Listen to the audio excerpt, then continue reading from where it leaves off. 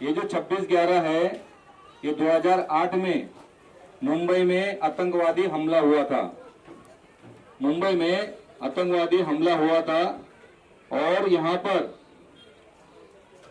जो मुंबई के बड़े अफसर थे, एटीएस के चीफ थे हेमंत करकरे जी, और इनके साथ में उनके जो साथी थे सालस्कर, कामटे, शिंदे और बहुत सारे अफसर, ये लोगों के ऊपर आतंकवादी लोगों ने हमला किया और इसमें वो शहीद हो गए।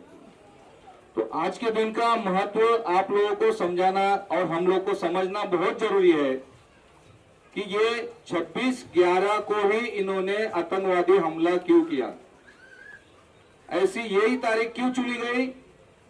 तो 26/11/1949 26/11/1949 को हमारा भारत का संविधान बनकर तैयार हो गया था। पता है आपको? संविधान देखा है आप लोगों ने? संविधान में दिखा देता हूं। यह है हमारे भारत का संविधान, आप ये देख लीजिए। यह है हमारे भारत का संविधान, और यह संविधान जैसे हमारा देश आजाद हो गया 1947 के बाद, ये संविधान बनने का प्रक्रिया शुरू हो गया। और ये संविधान किसी एक इंसान ने घर में बैठकर, जैसे कोई स्टोरी लिखता है, कोई कविता लिखता है और कोई बुक लिखता है, कोई कहानी लिखता है, ऐसा ये कहानी लिखा हुआ नहीं है। ये जो बुक है ये जीता जागता संविधान है।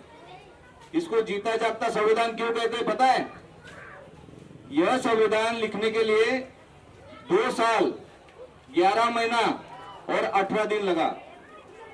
और यह संविधान डॉक्टर बाबा साहब अंबेडकर जी ने घर में बैठ के नहीं बनाया।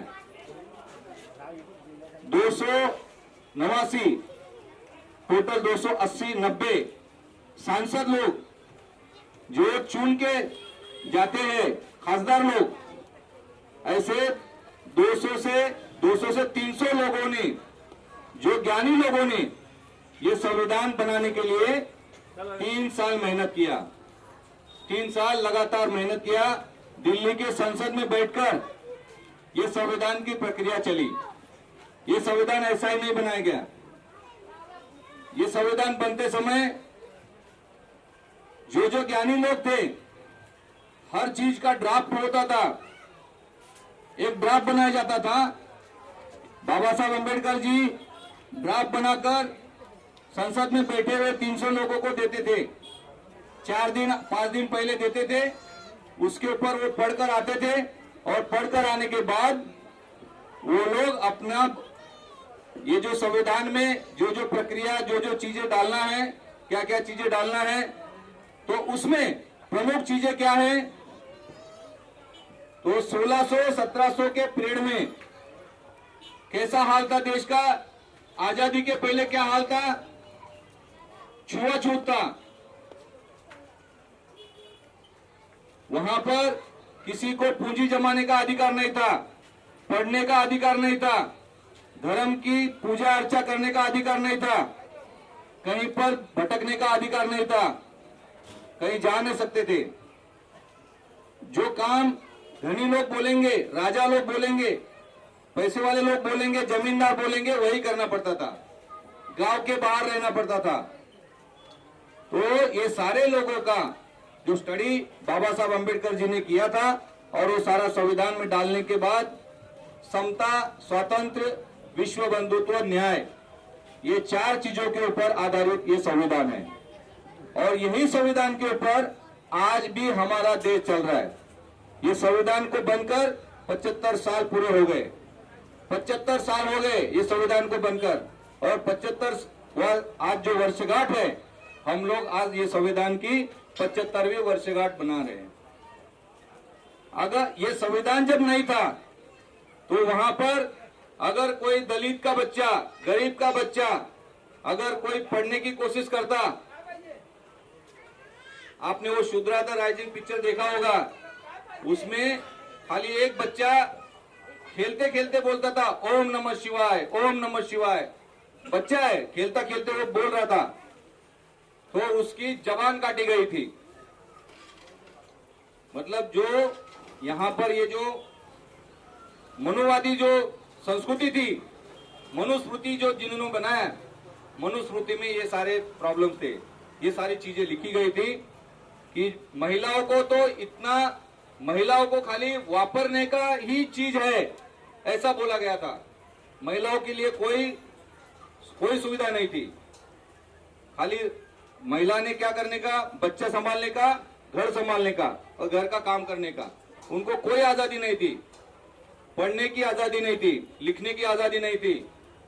तो ये सारे अधिकार हमको आज ये संविधान जब बना, आज के तारीख में 26/11/1949 को ये दो साल 11 महीना और 18 दिन लगा ये संविधान को, और वो संविधान बन के आज 75 साल हो गए। हम लोग इस संविधान के जरिए हम लोग हमारे देश में, हिंदुस्तान में रह रहे। हमको क्या अधिकार मिला है? हमको भारत देश के किसी भी कोने में हम लोग जाकर रह सकते हैं, हम लोग हमारा पूंजी जमा कर सकते हैं। हमारे जात के ऊपर, जन्म के ऊपर, रंग के ऊपर, धर्म के ऊपर कोई भेदभाव नहीं कर सकता है। हम लोग किसी भी रेस्टोरेंट में पानी पी सकते हैं, खाना खा सकते हैं, कहीं भी सिनेमा गृह में हम लोग सिनेमा देख सकते हैं, नाटक देख सकते हैं, वहां पे हमको भेदभाव नहीं किया जाता है। क्यों नहीं किया जाता है? तो ये संविधान की वजह से। ये बताने का आज का दिन है, ये समझने का आज का दिन है। इसमें बहुत सारी बातें कहने की, बहुत सारी बातें हैं, लेकिन आज का दिन है। ये संविधान ऐसा ही नहीं बना, बहुत मेहनत करना पड़ा। पूरे देश के संविधानों की डॉक्टर बाबा साहब अम्बेडकर ने अभ्यास किया, और वो सारी चीजें जो अच्छी चीजें हैं, जो हमारे रहवासियों को जरूरी चीजें हैं, हमारे देश को आगे बढ़ने के लिए, विकास करने के लिए, हमारे देश का विकास होने के लिए जो चीजें जरूरी थी, वो सारी चीजें ये संविधान में बाबा साहब ने लिखी। और ये संविधान की खासियत क्या है?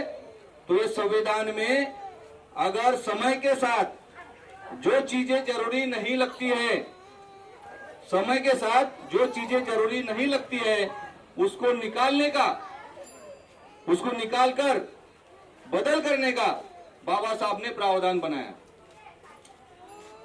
उसको अमेंडमेंट बोलते हैं, बदल करना।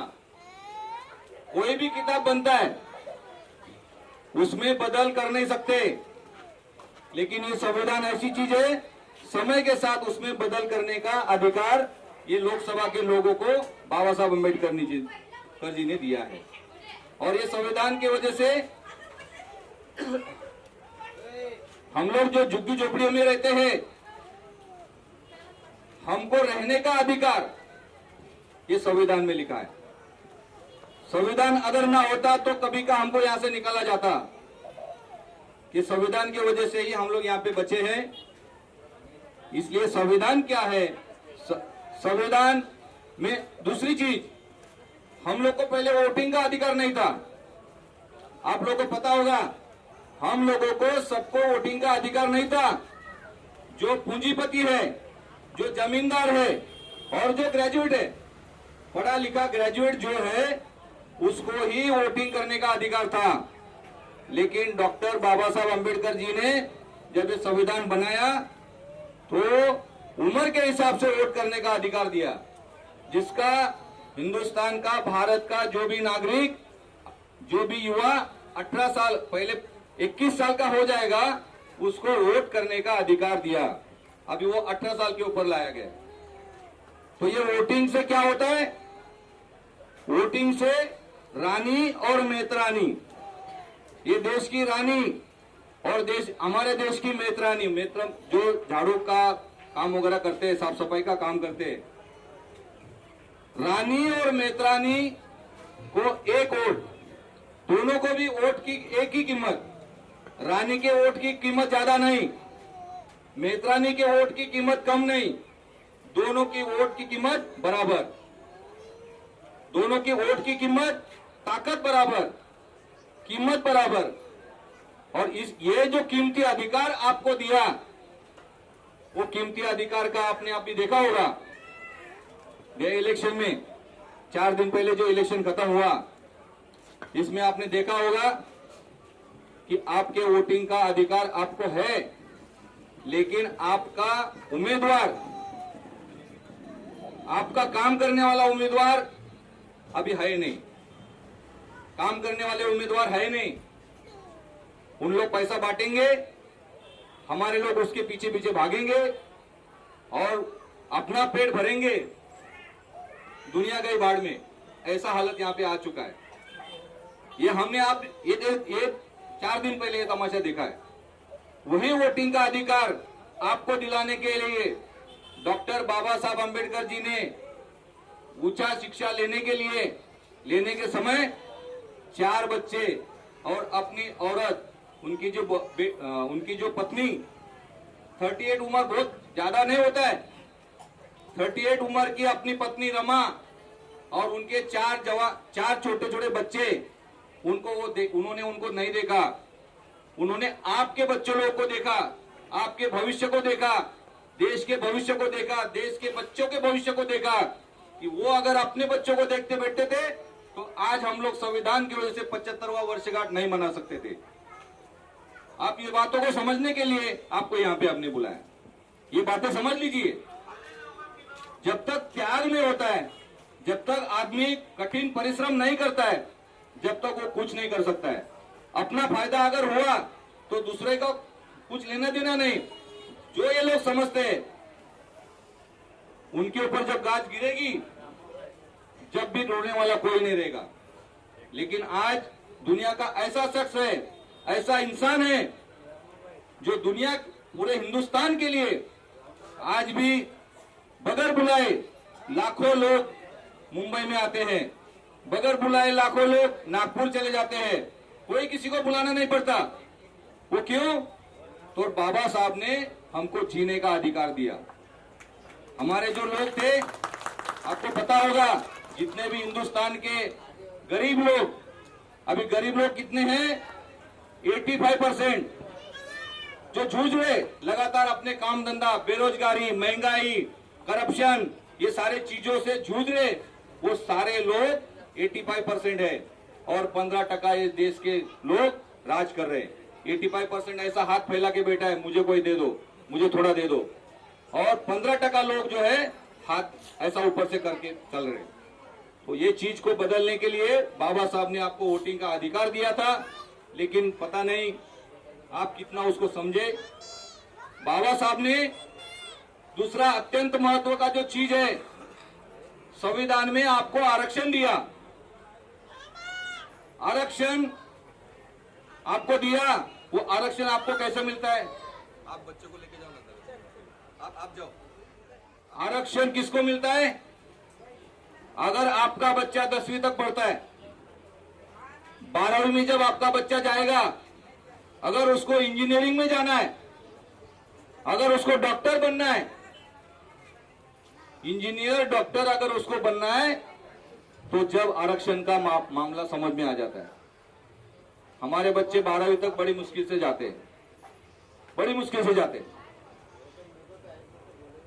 12वीं पढ़ने के बाद, अच्छे मार्क मिलने के बाद, उसको जब मेडिकल और इंजीनियर को जाना है, तो वहां पर शेड्यूल कास्ट, शेड्यूल ट्राइब और ओबीसी, ये 3 जो 85% लोग हैं, इनको बाबा साहब ने संविधान में आरक्षण से संधि दिया है। अगर वो 12वीं में अच्छे मार्क लेता है तो वो डॉक्टर, इंजीनियर बन सकता है। लेकिन हमारे एरिया में बच्चे लोग क्या कर रहे हैं? बहुत कम बच्चे हैं वो पढ़ पा रहे, ज्यादातर बच्चे उसमें ध्यान नहीं दे पा रहे, और जब वो ध्यान नहीं देंगे तो उनको आरक्षण का पता ही नहीं चलेगा। लेकिन आज के इस दिन में मैं आपको बताने की कोशिश कर रहा हूं कि आप लोग, जितने भी लोग हो, आप लोग अपने बच्चों को पढ़ाओ। जब आपका बच्चा 12वीं में जाएगा, अच्छे मार्क लेगा, जब आपको पता चलेगा कि आरक्षण का पहला सीढ़ी 12वीं के बाद स्टार्ट होता है। आरक्षण मिलने के बाद जब उसका जॉब कंप्लीट हुआ, पढ़ाई कंप्लीट हुआ, उसको जॉब करना है, जॉब में भी आरक्षण है, जॉब करने के लिए भी आरक्षण है। आपको भले कम मार्क रहे, बड़े कास्ट के बच्चों को अगर ज्यादा मार्क है, आपके बच्चों को कम मार्क है, लेकिन आपका बच्चा उसमें अपीयर होता है, आपका बच्चा उसमें बैठता है। यही है आरक्षण का फायदा। नौकरी में भी ऐसा है। अगर समझो बड़े कास्ट का आदमी बच्चा वहां पे पढ़ के गया, जॉब में आ गया, और आपका बच्चा कम मार्क लेके वहां पे पहुंचा, उसको नौकरी में भी संधि है, नौकरी में भी आरक्षण है, नौकरी के बढ़ोतरी में भी आरक्षण है। नौकरी में जब उसको बड़े बड़े पोस्ट पे जाना है तो वो आरक्षण से ही ऊपर जाता है। और वोटिंग से भी जो नगर सेवक, आमदार, खासदार बनते हैं, उनके लिए भी आरक्षण बाबा साहब ने रखा है। लेकिन ये सारी चीजों का जब तक अगर हम लोग नहीं पढ़ेंगे, वो आरक्षण का हमको कुछ पता नहीं चलेगा। कोई बोलेंगे आरक्षण की बात है, चलो मोर्चा निकाल रहे, हम लोग ऐसे उनके पीछे भागेंगे, नहीं वो कुछ तो बोल रहे आरक्षण आरक्षण। लेकिन आपके ऊपर है, आप जब तक वो चीज को नहीं समझोगे, आपने बच्चों को नहीं पढ़ाओगे, जब तक आपका बच्चा आगे नहीं बढ़ेगा, उसको आरक्षण का फायदा नहीं मिलेगा।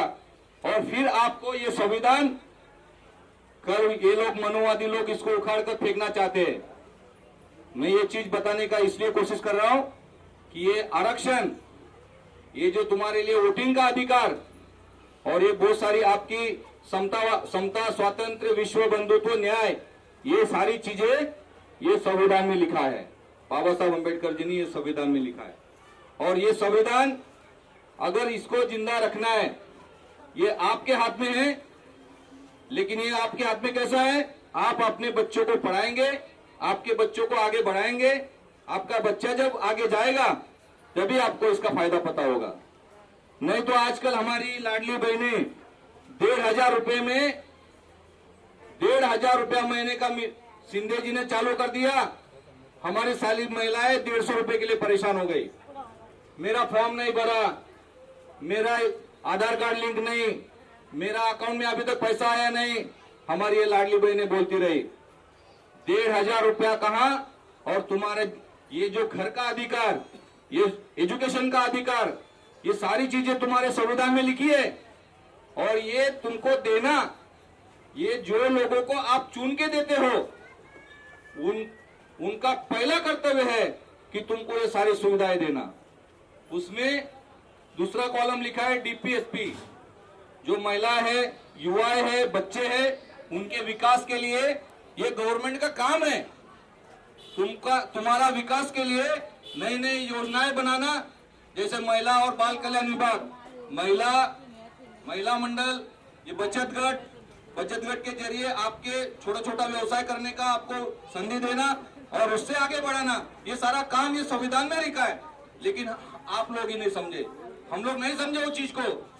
लेकिन 150 रुपए जब मिल रहा है तो हम लोग तुरंत समझ गए, अरे वाह, ये देखो शिंदे जी ने कितना अच्छा काम किया। लेकिन शिंदे जी ने संविधान के बारे में कभी किसी को नहीं बताया। ये संविधान से आपका बच्चा कलेक्टर बन सकता है, इंजीनियर बन सकता है, डॉक्टर बन सकता है, ये शिंदे जी ने कभी नहीं बताया। या तुम्हारे देवेंद्र फडणवीस जी ने कभी नहीं बताया। ये जो मामला 26/11 का जो मामला है, वो 26/11/2008 को क्यों किया गया, ये मैं बताने जा रहा था। ये संविधान की जो अच्छाई है आप लोग समझ लीजिए, धीरे धीरे वो समझ में आएगा, एक ही दिन में नहीं समझेगा। लेकिन इसी दिन आतंकवादी हमला क्यों किया गया, तो आपको पता होगा, मालेगांव मस्जिद के सामने बॉम्ब ब्लास्ट हुआ, हैदराबाद में बॉम्ब ब्लास्ट हुआ। ये सारे बॉम्ब ब्लास्ट का वहां पर प्रज्ञा सिंह जो ठाकुर, उनकी गाड़ी पकड़ी गई और उनका जो केस चल रहा था, 8 साल वो जेल में भी थी। उसमें मिलिट्री के भी एक ऑफिसर, 2 ऑफिसर उसमें मिले हुए थे, जो आतंकवादी हमला करने में आरडीएक्स और बॉम्ब मटेरियल सप्लाई करने का काम जिन्होंने किया था। ये लोगों को पकड़ के जेल में डालने का काम, हिंदू आतंकवाद को ओपन करने का काम कर रहे थे। कौन कर रहे थे? एटीएस के चीफ, हेमंत करकरे, सालस्कर और कामटे। आपको पता है? ये नहीं पता है आपको। हेमंत करकरे, अभी तक बोला जाता था कि मुस्लिम आतंकवादी होते हैं, ये बोला जाता था, लगातार मीडिया में सब जगह पे छप के आता था। लेकिन ये पहली बार ओपन हुआ कि हिंदू लोग भी आतंकवादी होते हैं। मालेगांव बॉम्ब ब्लास्ट, मालेगांव मस्जिद के सामने जो बॉम्ब ब्लास्ट किया, जो प्रज्ञा सिंह ठाकुर जी की गाड़ी मिली, उनको 8 साल जेल में रखा।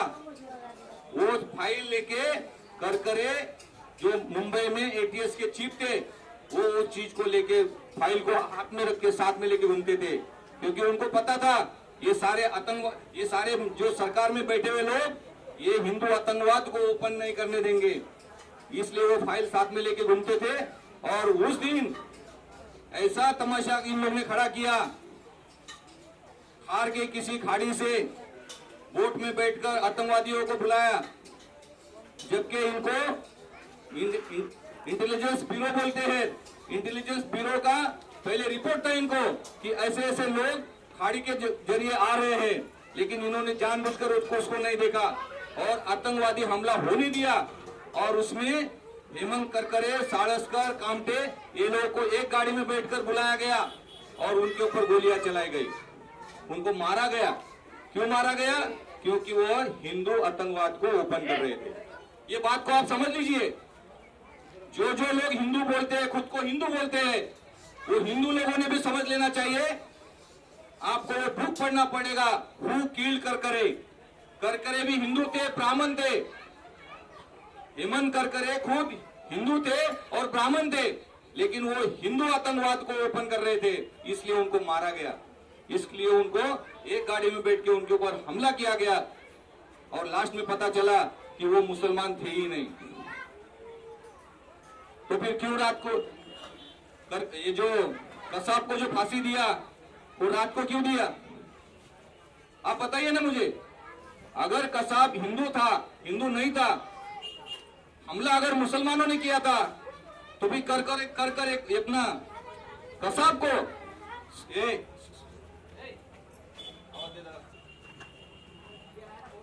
अगर कसाब मुसलमान था, कसाब ने बहुत गंदा काम किया था, मुंबई के मतलब 2-3 करोड़ लोगों को हिला डाला था, जान की सुरक्षा के लिए उनको परेशान कर दिया था। तो ऐसे कसाब को क्यों नहीं इन्होंने चौक में लाके फांसी दिया? आजाद मैदान में, आजाद मैदान में लाके उसको क्यों नहीं फांसी दिया? रात को क्यों फांसी दिया? ये इसका कारण है। ये सारी चीजें हमको समझना बहुत जरूरी है। हम लोग हिंदू मुसलमान के, अगर नेता कोई बोला कि हिंदू ऐसा है, बटेंगे तो कटेंगे, ये डायलॉग बोलते रहे लोग, लेकिन बटेंगे तो कटेंगे और लाड़की बहन, ये सारा कोई नहीं। यहाँ पे हुआ क्या पता है? इन्होंने लाड़की बहन के पीछे, बटेंगे तो कटेंगे के पीछे लाड़की मशीन का पूरा गेम कर दिया। पता है ना आप लोग को? इनकी लाड़की मशीन, इतनी लाड़की मशीन है, लाड़की बहन इनके सामने कुछ भी नहीं।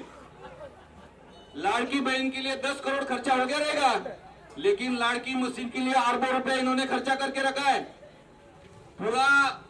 पूरे हिंदुस्तान में मशीन के जरिए ये जो मोदी जी और देवेंद्र फडणवीस जी लाड़के मुख्यमंत्री अभी बनेंगे, वो भी लाड़के मुख्यमंत्री बनेंगे, देवेंद्र फडणवीस जी। और आपको पता होना चाहिए कि यहाँ पे अमित शाह जी 8 से 10 दिन मुंबई में थे और पूरा महाराष्ट्र का सेटअप इन्होंने किया। और यहाँ पर लाड़की बहन का नाम सामने देकर लाड़की बहिणीने आम्हाला लय भरभरून वोट दिला। अरे लाडकी बहीण 150 रुपये 1,500 रुपये तुला थुकत पण नाही। तू फक्त मशीनचा वापर करून इथले जे काही महाविकास आघाडीचं सरकार बर्बाद करण्याचा तो प्रयत्न केलेला आहे, परंतु इसका जो मामला है जल्द सामने आ जाएगा। ये सारी चीजें आप लोग को नहीं पता है, आप लोग को सुनने को टाइम नहीं, आपको बैठने को टाइम नहीं।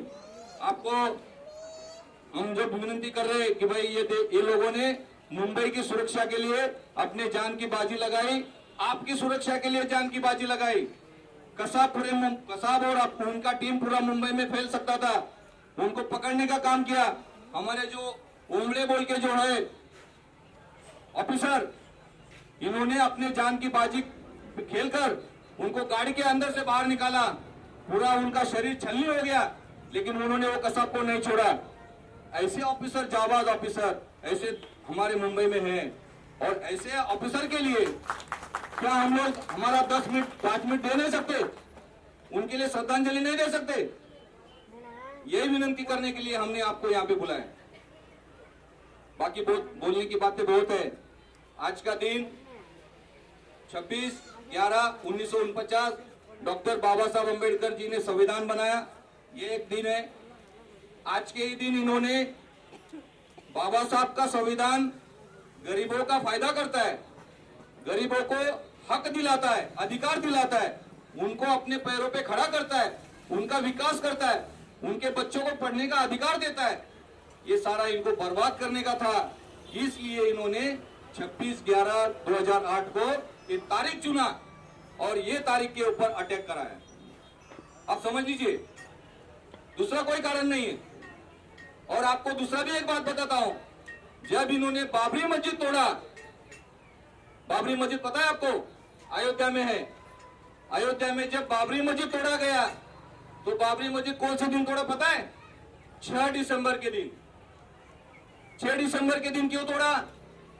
पूरे हिंदुस्तान से बाबा साहब अंबेडकर जी को सलामी देने के लिए, श्रद्धांजलि देने के लिए अनुयायी लोग, बाबा साहब के अनुयायी लोग पूरे हिंदुस्तान से मुंबई आते हैं। इसलिए उन लोग तितर बितर होना चाहिए, उनमें डर पैदा होना चाहिए, वो लोग मुंबई नहीं जाना चाहिए। इसलिए 6 दिसंबर के दिन बाबरी मस्जिद तोड़ा। और बाबरी मस्जिद क्यों तोड़ा? तो दलित और मुसलमान आपस में भिड़ जाए, क्योंकि मुसलमान जो है बाबरी का जो दिन है 6 दिसंबर का, बाबरी मस्जिद तोड़ने की वजह से उसको काला दिन मनाता है। हमारे देश का मुसलमान बाबरी मस्जिद तोड़ने की वजह से उसको काला दिन मनाता है। और ये जो भारत का जो दलित है वो बाबा साहब का 6 दिसंबर का दिन मनाता है। ये बाबा साहब का दिन का काम खराब करने के लिए, बाबा साहब का जो 6 दिसंबर पुण्यतिथि का जो दिन है उसको खराब करने के लिए जानबूझकर ये मनुवादी लोगों ने 6 दिसंबर के दिन बाबरी मस्जिद को तोड़ा। दलित और मुसलमान भिड़ जाए इसलिए उस दिन को चुना। और ये जो दलित और नीचे तबके के जितने भी लोग हैं, ये संविधान के बारे में ध्यान न दे। 26/11 बोले, आतंकवादी हमला बोले, लेकिन संविधान का दिन ना बोले। संविधान क्या है इसके बारे में ना सोचे। इसके लिए संविधान को दबाने के लिए, संविधान के जो अच्छी चीजें गरीबों के बारे में लिखी है वो कोई पढ़ना नहीं चाहिए। इसलिए उन्होंने जानबूझकर 26/11/2008 को हमला किया। और आपको सभी को पता होगा, पूरे मुंबई में 26 जनवरी के दिन सत्यनारायण की पूजा रखते हैं। पता है आपको? पूरे मुंबई में जो भी मित्र मंडल है वो लोग क्या करते हैं? 26 जनवरी के दिन सत्यनारायण की पूजा रखते हैं। सत्यनारायण और 26 जनवरी का क्या संबंध है? कोई संबंध नहीं, लंबे तो कोई संबंध नहीं। लेकिन ये मनुवादी व्यवस्था जो है, जो मित्र मंडल को पैसा देते हैं, भंडारा करने के लिए पैसा देते हैं, वो लोग जानबूझकर 26 जनवरी के दिन सत्यनारायण की पूजा रखने का, भंडारा रखने के लिए लोग पैसा देते हैं। लेकिन हमारे कार्यकर्ता साधारण है, हमारे कार्यकर्ता को पॉलिटिक्स, उसके पीछे का राजनीति समझ में नहीं आता है। भाई 26 जनवरी के दिन ही क्यों दे रहे? क्योंकि 26 जनवरी के दिन तो हम लोग हमारे देश का तिरंगा लहराते हैं। 26 जनवरी के दिन तो हम लोग अपना देश के बारे में हम लोग गुणगान गाते हैं। जो लोग शहीद हुए, संविधान कैसे बना वो समझने की कोशिश करते हैं। और उसी दिन सत्यनारायण की पूजा रखी जाती है, भंडारा रखा जाता है। तो ये सारी चीजें आज के दिन इसलिए बताना जरूरी था कि संविधान में जो आपके बच्चों के लिए, आपके लिए, घर के लिए, सुरक्षा के लिए, रहने के लिए सारी चीजें आपके लिए दी है। लेकिन आप ये चीजों को नहीं समझे और जो भी कार्यकर्ता बन के घूमते हैं, लीडर बन के घूमते हैं, उन्होंने कभी संविधान देखा ही नहीं, उन्होंने कभी संविधान पढ़ा नहीं और न संविधान के बारे में कभी किसको बोला नहीं कि संविधान में ये सारी चीजें लिखी है। ये ऐसा अगर आप करोगे तो इसका फायदा आपको ऑटोमेटिक होगा। आप अगर 12वीं तक बच्चों को पढ़ाएंगे अच्छा मार्क उसको मिलेगा तो तुम्हारा बच्चा इंजीनियर बनेगा, आरक्षण उसको मिलेगा, आरक्षण का फायदा उसको मिलेगा। जात का दाखला आपके पास चाहिए, इनकम सर्टिफिकेट आपके पास चाहिए, ये सारे डॉक्यूमेंट है, आपका बच्चा डॉक्टर बन सकता है। अगर उसका बच्चा, आपका बच्चा डॉक्टर बन गया तो आपको किसी के पीछे, किसी के 1,500 रुपया, 2,000 रुपए की जरूरत नहीं पड़ेगी। आपका बच्चा आपके फैमिली को सुरक्षित कर सकता है, आपके बच्चा आपके फैमिली का विकास कर सकता है, अच्छा घर खरीदी कर सकता है, उसका अच्छा शादी हो सकता है और अच्छा लाइफ जी सकता है, उसका भी लाइफ अच्छा होगा और आप जब उसको पढ़ा रहे तो आपका भी लाइफ वो अच्छा कर सकता है। इसलिए उसको संविधान में ये सारी चीजें हैं, ये हमारे लोगों ने नहीं बताया। ये मैं आज भी इस माध्यम से आपके सामने से ये बातें कहने की कोशिश कर रहा हूँ कि आप जितने भी लोग हो, आपको मैं विनती करता हूँ कि आप देखिए, बड़े बड़े घर में जो घर वाले जो बच्चे हैं वो इंटरनेशनल स्कूल में पढ़ते हैं, अच्छे स्कूल में पढ़ते हैं, उनकी माँ उनको स्कूल के गेट तक उसको खाना खिलाती है, उसको गेट टाइम के पहले लाके छोड़ती है, उनको लाके छोड़ने के लिए गाड़ी है, बच्चा इधर उधर नहीं भटकता है। जैसा बच्चा गेट के बाहर आया तुरंत उसको पकड़ के गाड़ी में बिठाया जाता है, उसको गाड़ी में माँ खाना खिलाती है। उसका अगर एग्जाम है, उसका अगर प्रीलिमिनरी एग्जाम है, घटक चाशनी है, तो उसके बारे में सारा उसका करके लेती है। क्यों करके लेती है? क्योंकि मेरा बच्चा अगर पढ़ेगा तो आगे बढ़ेगा। ये उनको पता है, हमको क्यों पता नहीं है? हमको भी पता लगना चाहिए। पता लगेगा कि नहीं? करना चाहिए कि नहीं ऐसा? हमारा जो टीवी में जो सीरियल चलती है, बहुत सारी मालिका चलती है, उसमें हमारा कीमती वक्त हम लोग बर्बाद करते हैं और हमारा बच्चा जो मोबाइल पे खेलते बैठता है, हम लोग मोबाइल पे रील देखते बैठते हैं, उसमें हमारा कीमती समय बर्बाद ना करे, उसका भी समय रखो, लेकिन अपने बच्चों को पढ़ाने का कोशिश करे। आज का दिन इसके लिए मुझे लगता है कि काफी है। अभी ये दो चीजें हो गई। भारत का संविधान 26 नवंबर 1949 को बना और ये जो हमारे देश मुंबई के जो सुरक्षा के लिए जो शहीद हुए, उनके लिए हम लोग सभी लोग श्रद्धांजलि देते हैं। अभी तीसरा जो बात है, तीसरा बात क्या है? वो चौथा बात है। तीसरा बात है आम आदमी पार्टी। आम आदमी पार्टी 12 साल पहले 26/11/2012 को आम आदमी पार्टी बनी। इसलिए आम आदमी पार्टी का भी आज बर्थडे है। अभी हम लोग आम आदमी पार्टी का बर्थडे क्यों मनाएं? क्योंकि आम आदमी पार्टी मुंबई में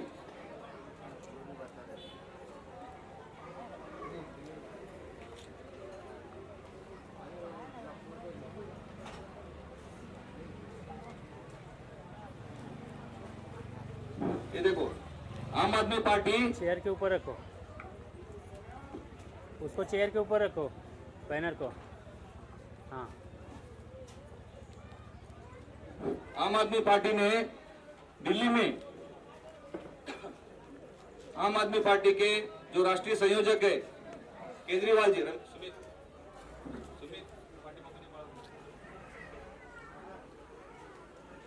आम आदमी पार्टी के जो राष्ट्रीय संयोजक अरविंद केजरीवाल जी, इन्होंने 2012 में यह आम आदमी पार्टी बनाई और दिल्ली वालों के लिए सबसे पहले क्या है?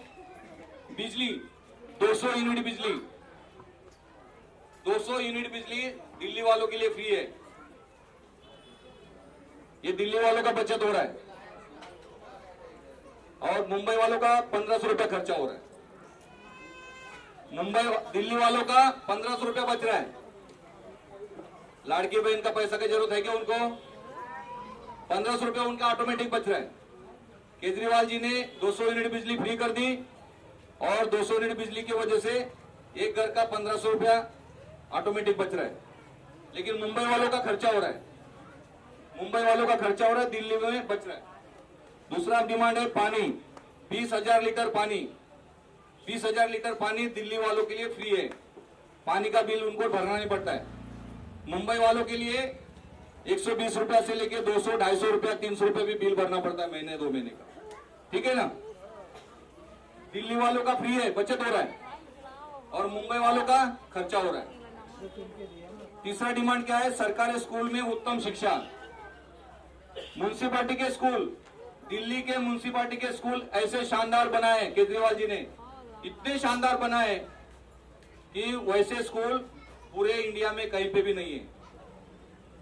म्युनिसिपालिटी के स्कूल, यहाँ के म्युनिसिपालिटी के स्कूल में मैं जाके देखा, हमारे कुछ बच्चों का एडमिशन करने जब मैं गया, एक एक क्लास में 80-90 बच्चे हैं और बाहर बोर्ड लगा रहता है कि एडमिशन फुल डाले। म्युनिसिपालिटी के बच्चे, म्युनिसिपालिटी के स्कूल में ये हालत है। दिल्ली में शानदार स्कूल बना है, एक भी बच्चा एजुकेशन से बाहर नहीं, और आधुनिक स्कूल है, सारी सुविधाएं फ्री है, और एकदम बोलते ना कि दुनिया का जो एजुकेशन, वैसा एजुकेशन वहां पे दिया जा रहा है। जैसा यहाँ पे प्ले स्कूल बोलते, इंटरनेशनल स्कूल बोलते, वैसे स्कूल का एजुकेशन वहां पे दिल्ली में फ्री दिया जाता है। उसमें उनका 2000 रुपये बच रहा है। ट्यूशन लगाने की जरूरत नहीं, वहां पे बच्चों को ट्यूशन लगाने की जरूरत नहीं। यहाँ पर बच्चा स्कूल से म्युनिसिपालिटी स्कूल जाएगा या प्राइवेट स्कूल जाएगा, वहां से घर पे जैसा आया दफ्तर उठा के उसको ट्यूशन जाना है। ट्यूशन में क्या पढ़ा है पता नहीं, स्कूल में क्या पढ़ा वो भी पता नहीं, कल सुबह उसको दफ्तर उठा के फिर से भागना है। लेकिन यहाँ पे 2000 रुपया खर्चा हो रहा है, मुंबई वालों का 2000 रुपया खर्चा हो रहा है, दिल्ली वालों का 2000 रुपया बच रहा है। चौथा जो डिमांड है, सरकारी अस्पतालों में बेहतर स्वास्थ्य, बचत है 2000 रुपया। सरकारी हॉस्पिटल में सारे टेस्ट फ्री है, तुम्हारा कौन सा भी टेस्ट, एक्सरे बोलो, सीटी स्कैन बोलो, MRI बोलो, सारे सुविधाएं फ्री है, सारी सुविधाएं फ्री है। और यहाँ पर हम लोग अगर हमारे आदमी को इमरजेंसी में अगर दवाखाने में सरकारी हॉस्पिटल में अगर लेके जाते हैं, वो क्या करते पता है? वहां का डॉक्टर सीटी स्कैन करने के लिए, MRI करने के लिए चिट्ठी लिख के देगा, और उनका डॉक्टर का हॉस्पिटल डिस्पेंसरी बाजू में रहेगा, और बोलेंगे वहां पे जाके चेक करो, वहां पे जाके 2-3 हजार रुपया भरो। तो ये जो चीजें है, ये आपको बताने की कोशिश मैं ये कर रहा हूँ कि ये जो दिल्ली वालों का बचत हो रहा है, और हॉस्पिटल भी आधुनिक हॉस्पिटल है, कोई भी प्रॉब्लम नहीं, बहुत अच्छी सुविधा है। क्या आप लोग भी चाहते हैं यहाँ पे ऐसी सुविधा होना चाहिए? ऐसी चाहिए कि नहीं, कि नहीं चाहिए? पांचवा जो डिमांड है, महिलाओं के लिए बस सेवा। वहां पे महिलाओं के लिए बस सुविधा फ्री है, कोई टिकट नहीं लगता है, कहीं पे जाओ, काम पे जाओ, घर पे आओ, कोई तुमको पूछेगा नहीं, बस में टिकट नहीं मांगेगा। ये 5 सुविधा, कुल 1 महीने का खर्च 6120 दिल्ली के हिसाब से। यहाँ पे ज्यादा भी हो सकता है, 10,000 तक भी जा सकता है। तो यहाँ पर ये बताने की हम लोग ये कोशिश कर रहे हैं कि ऐसी पार्टी, आम आदमी पार्टी 12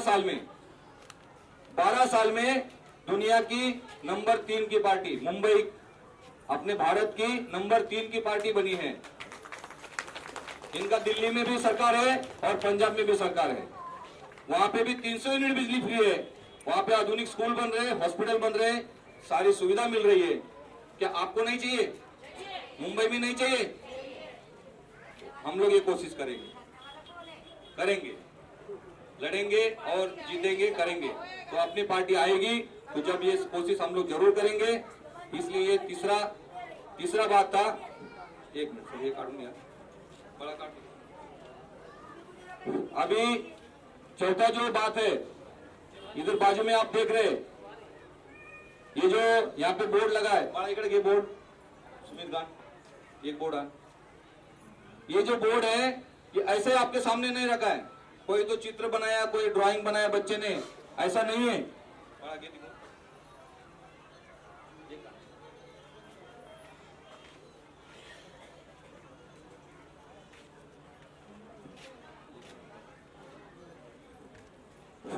ये जो नक्शा है, ये मुंबई एयरपोर्ट का नक्शा है, पकड़ लो।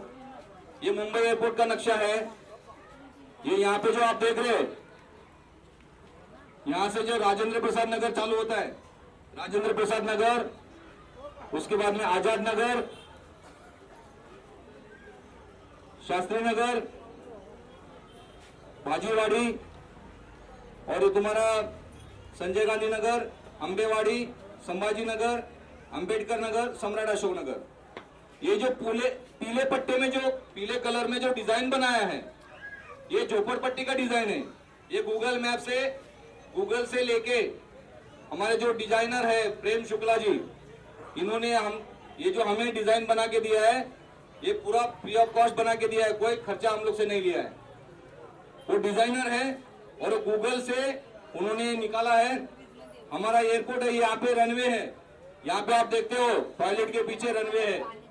ये रनवे अभी हम लोग यहाँ पर है, ये अंबेडकर नगर है। और ये जो हम लोग जो कह रहे हैं कि येलो पैच जो है, ये झोपड़पट्टिया का जमीन जो है ये आप ले लो। एयरपोर्ट को हम लोग बोल रहे हैं, अडानी को हम लोग बोल रहे हैं कि ये जो येलो पैच में जो झोपड़पट्टिया है उसकी जगह है, उनकी जमीन है, ये आप ले लो। और इसके बदले में हमको बामनवाड़ा, पीएनटी कॉलोनी और लेलेवाड़ी, यहाँ पे 28 एकड़ का प्लॉट खाली पड़ा है। ये बामनवाड़ा है, ये पीएनटी कॉलोनी है, ग्रीन पट्टा जो हमने दिखाने की कोशिश कर रहे हैं। इसमें हमारा घर अच्छा बन सकता है, अच्छा लाइफ। हम लोग को ये डिमांड क्यों है? इन सिटू बोलते हैं इसको, स्थानिक जगह पर पुनर्वसन। स्थानिक जगह पे पुनर्वसन क्यों मांग रहे हैं हम लोग? अगर हमको लंबा डाला गया, हमारे लोगों को यहां से तोड़कर उखाड़कर अगर लंबा फेंका गया तो क्या तकलीफ होगी? तकलीफ बहुत होगी, लेकिन मैं बता देता हूं क्या तकलीफ होगी। पहले तो ट्रांसपोर्टेशन की तकलीफ होगी, बस से ट्रेन से आप जा नहीं पाओगे। लंबा अगर माहौल गांव और लंबा अगर डाला गया तो आप उसमें जा नहीं पाओगे। वापस इधर काम धंधे के लिए आपको इधर ही आना है, काम धंधा आपका इधर ही है, इसके लिए आपको इधर ही आना है। इसलिए हम लोग बोलते हैं कि स्थानीय जगह पर ही पुनर्वसन होना चाहिए। ये पहला डिमांड है, इसमें हमारा लिखा है पहला डिमांड स्थानीय जगह पर पुनर्वसन। और दूसरा डिमांड क्या है? घर के बदले घर। पात्र अपात्र का धंधा बंद होना चाहिए। होना चाहिए क्या धंधा? इसका नहीं होना चाहिए, ये धंधा बंद होना चाहिए। पात्र अपात्र नहीं चलेगा। बड़ा दूसरा बोर्ड के पात्र अपात्र का धंधा बंद करना है कि नहीं? ये करने के लिए आप लोग को तय करना है, ये बंद करना है कि नहीं करना है। आप अगर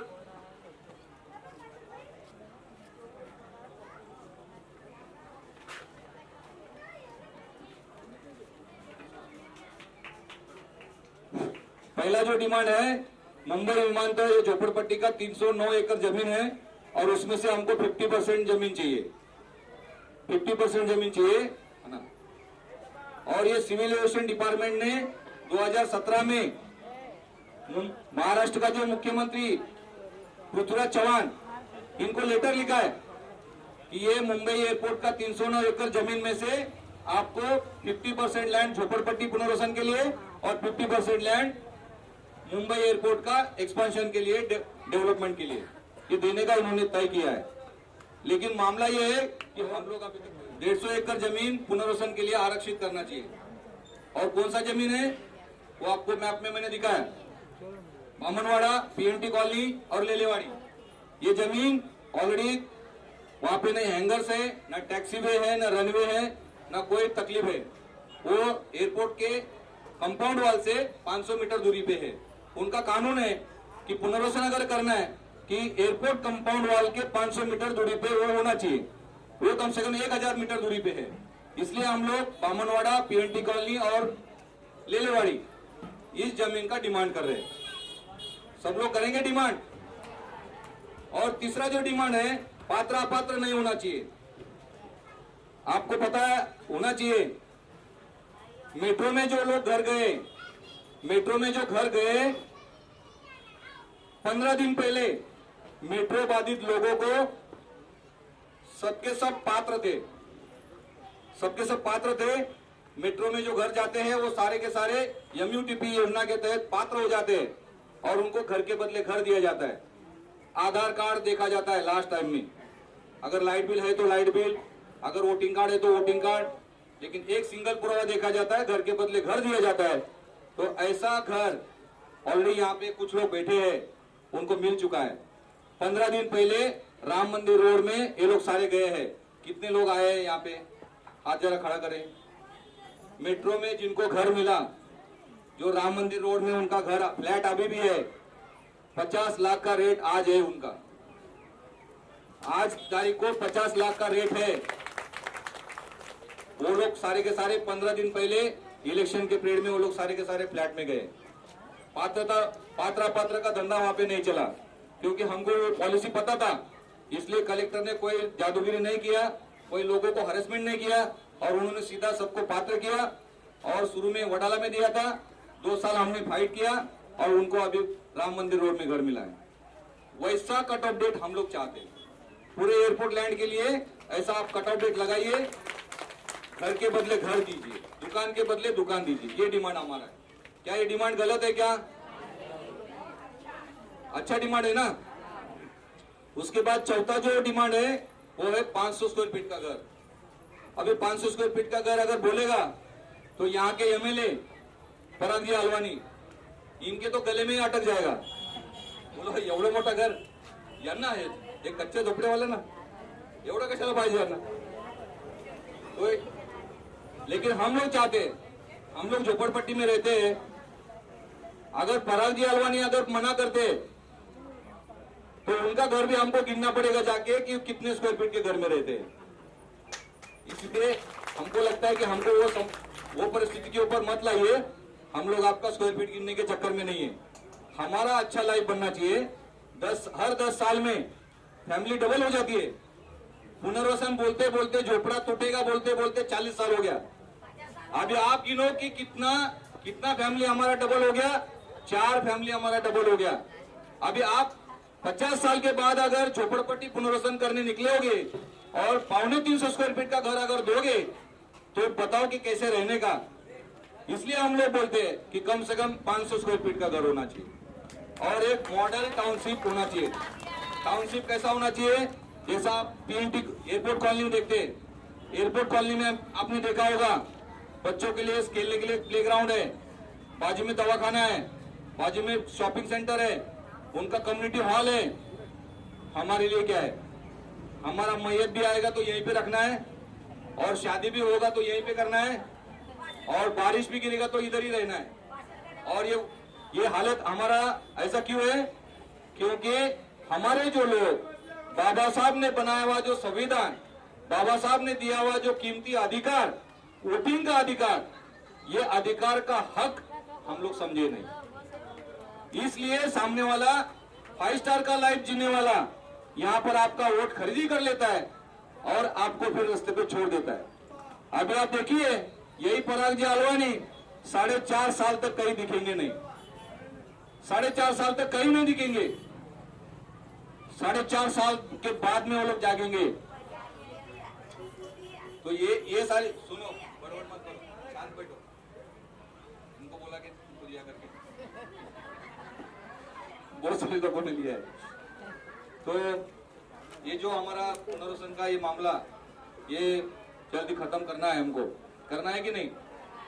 जैसा हम लोग ने वाल्मीकि नगर का मेट्रो का झमेला खलास किया, 2 साल लगे, अब सारे के सारे लोग हमारे फ्लैट में हैं। हम लोग ये चाहते हैं कि ये एयरपोर्ट का जो झमेला बहुत बड़ा हार्ड काम नहीं है। खाली हमारे घर से एक महिला को, एक मेंबर को हम लोग ये 10-15 दिन का टाइमिंग देंगे। 10-15 दिन हम लोग खाली अंबेडकर नगर को खड़ा करने की कोशिश करेंगे। सबसे पहले आने वाले 10 दिन में एक घर से एक इंसान, अगर जेंट्स है या लेडीज है, दोनों में से एक जन आके यहाँ पे हाजिरी लगाएंगे। यहाँ पे हम लोग डेली बैठेंगे, लोगों को जाके रिक्वेस्ट करेंगे, भाई यहाँ पे आ जाओ। जिस दिन 650 घर के 650 लोग यहाँ पे जमा हो जाएंगे, उसके बाद हम लोग अगले बस्ती में जाएंगे। हमारे 650 लोगों को जमा करना है, कुछ नहीं करना है, खाली यहाँ पर जमा करना है। देखना है कि हमारे 650 लोग रास्ते पे आते हैं कि नहीं। और अपने घर के लिए, अपने बच्चों के सुविधा के लिए, अपने बच्चों के अच्छे लाइफ के लिए, अपने पुनर्वसन के लिए हमारा काम हम ही करेंगे। हमारा काम दूसरा कोई नहीं करेगा, आप समझ लीजिए। पराग जी अलवानी नहीं करेंगे। क्यों मालूम है क्यों नहीं करेंगे? क्योंकि फिर उनका वोट बैंक का क्या होगा? तुम उनको वोट देने के लिए थोड़ी बिल्डिंग से नीचे उतरोगे। आप एक बार फ्लैट में जाओगे तो नीचे नहीं उतरेंगे, ये उनको पता है, इसलिए आपको वो लोग झोपड़पट्टी में ही रखना चाहते हैं। लेकिन आपको रहना है क्या? आप लोग कसम खाइए, आज का दिन बहुत अच्छा दिन है, बहुत पवित्र दिन है। इस पवित्र दिन के ऊपर हम लोग ये कसम खाएंगे कि आने वाले 15 दिन के अंदर आपको समय निकालना है, खाली 1 घंटा। हमारे जितने भी मेंबर हैं 1 घंटा आपको देना है। हम लोग घर घर में जाके लोगों को रिक्वेस्ट करेंगे, लोगों को बोले भाई यहाँ पे आ जाओ और ये पुनर्वसन का मामला समझ लीजिए। यहाँ पे आ जाए, हाजिरी लगाए और लोग अपने बढ़ना चाहिए। जिस दिन 600 650 फैमिली के लोग एक घर से एक आदमी यहाँ पे आएगा, उसके बाद अडानी को हम लोग मैसेज करेंगे कि हम लोग आपके पास आ रहे हैं। अडानी के लोगों को हम लोग लिखेंगे कि आपने बोला था कि एयरपोर्ट के बगल में जो जमीन है वो कौन सी जमीन है जो हमको एयरपोर्ट के एक्सपांशन के लिए जरूरी नहीं है। एयरपोर्ट के डायरेक्टर ने बोला था कि एयरपोर्ट के बगल में ऐसी जमीन है जो हमको जरूरी नहीं है, तो वो जमीन हम लोग आपको दिखाने आ रहे हैं। लेकिन कब जाएंगे? 600 लोग हम लोग पहले अंबेडकर नगर के लोग जमा हो जाएंगे और फिर लेटर लिखेंगे, सबका साइन करेंगे। साइन करके खाली नहीं चलेगा, उसमें सबको सहभागी होना पड़ेगा, समझ के आना पड़ेगा। अगर समझ के आते तो लड़ाई आसान है। और हमारे जो वाल्मीकि नगर के जो मैं गोरेगांव में गए लोगों को भी विनती करूंगा कि आप भी हमारे मदद के लिए आ जाइए। 43 फैमिली है, कितने 5-6 लोग आए, क्योंकि ये लोग फ्लैट में गए, अभी इनको हमारा जरूरत नहीं है। हमने ये देखा है, अभी खाली कामराज नगर के लोग आएंगे, हमको पता है कामराज नगर के लोग आए हैं। मैं सबको विनती करता हूं कि आपका घर अच्छा मिला, हमको भी घर, हमारे लोगों को भी घर चाहिए। आप सब लोग को विनती करते हैं कि हमारे घर को घर देने के लिए, पुनर्वसन के लिए आप हमारी मदद के लिए आ जाइए।